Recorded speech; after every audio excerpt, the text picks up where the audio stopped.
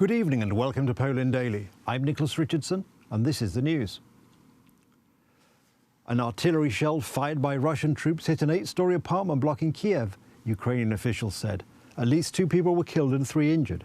Our special envoy, Mikhail Chesniewski, is at the scene. At about 6 a.m, a Russian artillery shell hit an apartment block in Kiev, which stands at 20 Bohatyryskaya Street. 2 people were killed. Before the war, about 300 people lived here. Today, their apartments are ruined. It was dark. I woke up and saw a big flash. I was asleep and this flash woke me up, as if it was a lantern light, then a noise, like an explosion. But I don't know how many were there. Here is my bedroom. The window fell in, but I wasn't hurt. At 5 a.m. we heard an explosion, then it started burning. We ran out of the house, awakened from sleep. My windows were blown out of my apartment, but fortunately there was no fire. If this is what liberation is supposed to look like, then it is not needed. I worked in all parts of Ukraine. I travelled all over the country. I was in Donetsk there in the referendum and participated in it. The people were dumbed down, bribed with sausage. Now they have hunger. They allow themselves to be manipulated. This is my family home. My parents live here and I am glad that they did not suffer physically. They were not injured by glass falling out of the window. Thank God nothing happened to my family. We lost our home, but we are alive. Every day we pray for peace so that no one else gets killed. And as you can see, this is completely residential area, civilian. It's a big Ukraine Kiev school. You see here the shelling continues. 10 meters from here, sport facilities. So no military targets here. So it's just an act of terror. At around 11 o'clock, Ukrainians shot down a missile that fell in the area. 1 person was killed and several others were wounded. Nearby apartments and cars were destroyed. I managed to park my car and enter the building, the one with the green roof. Within seconds there was a bang. When I came out, everything on the street was smashed, including my car.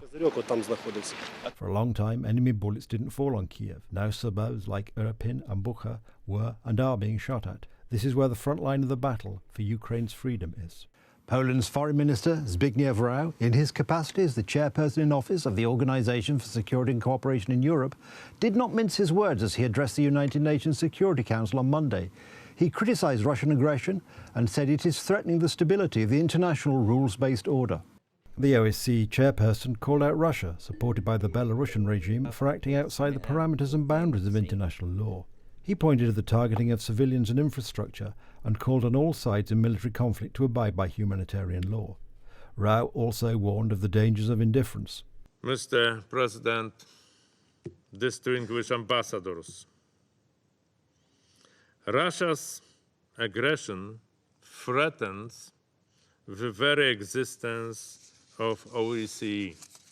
Well, its non-compliance with OSCE principles and commitments poses questions not only about the future of the organization, but also about stability of the rules-based order. How effective can we be if one of the major stakeholders has repeatedly justified the use of force to win territorial and political concessions? The recent events in Ukraine have once again shone a spotlight on the situation of civilian population in conflict-affected areas. We will continue to call on all sides of military conflicts to abide by humanitarian law and to refrain from activities directed against civilian population and infrastructure. Around a dozen protesters gathered at the Polish border crossing in Koroszczyn and called for stronger intervention from the European Union, claiming that the trucks and their cargo at the crossing were not destined for Belarus, but for Russia. Ukrainians residing in Poland want to block trucks from crossing into Belarus. The truck behind me has Italian license plates and is full of medical equipment. The driver says the load is to be delivered to the suffering children in Minsk. But there are no child victims of shelling in Minsk now. Such children are in Ukraine, said protester Natalia Pachenko. Alexander Vayatov, a history professor in Warsaw, said he took leave to protest and take part in the blockade. As you can see, All we can do is stand in front of the trucks and block them from getting to the border. The one behind me has Italian license plates and is full of medical equipment. The driver says the load is to be delivered to the suffering children in Minsk. But there are no child victims of shelling in Minsk. Such children are in Ukraine. I can't understand why the European Union does not stop this. Officially, they declare sanctions and deny supporting the Russian army. But in real life, things look different. Trucks cross the border without problem. Some of them are loaded with medicine and even metallurgical products, as we were told by one of the drivers. And then, from Belarus, they go straight to Russia. In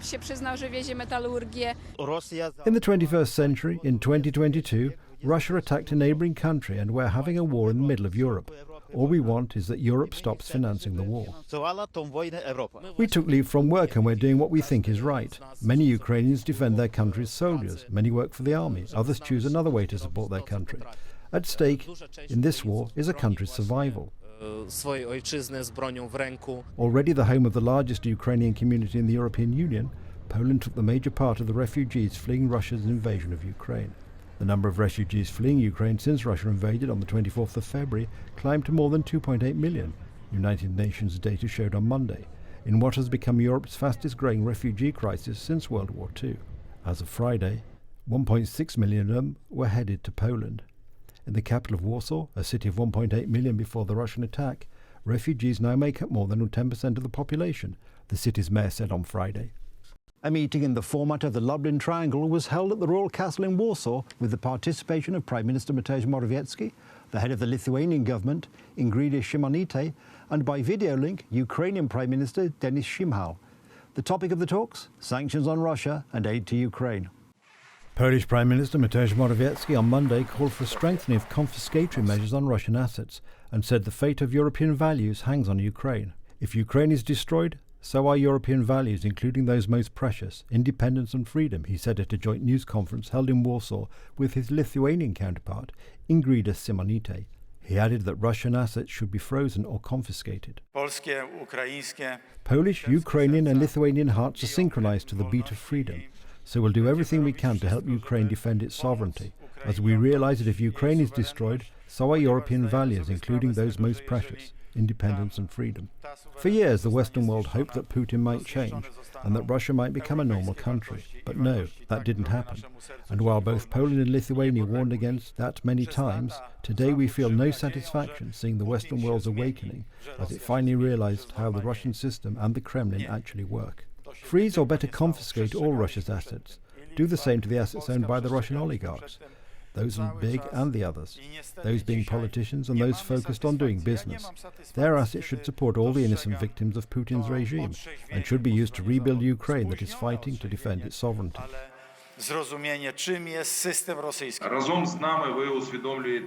You all know how important it is to close the sky over Ukraine. Only this can save lives of thousands of peaceful Ukrainian citizens, women and children who were targeted by the shameless bombings. And it may also save the world from the same apocalypse. Today, it's critical to recognize Russia as a terrorist state. Then you should cancel the visas of all Russian citizens as they must come back home and spread the news on what happens in the world and in Ukraine. You should also ban ports from accepting Russian ships and finally put an embargo on Russian gas, oil, metals and minerals. We'll continue our efforts to make Lukashenko and Russian aggressors pay for the war crimes they committed in Ukraine. We've notified the International Criminal Court in The Hague. We've been collecting necessary evidence. I'm sure those people will be punished. Morawiecki also commented on the Russian attack on a large Ukrainian base near the border with Poland, saying it was aimed at creating panic among the civilian population. The meeting was part of the Lublin Triangle platform, a tripartite alliance between Poland, Lithuania and Ukraine. That's the news. Thank you for watching. Stay with us for the weather, Poland Daily Business and more programmes. But from me, it's have a good night and a better tomorrow.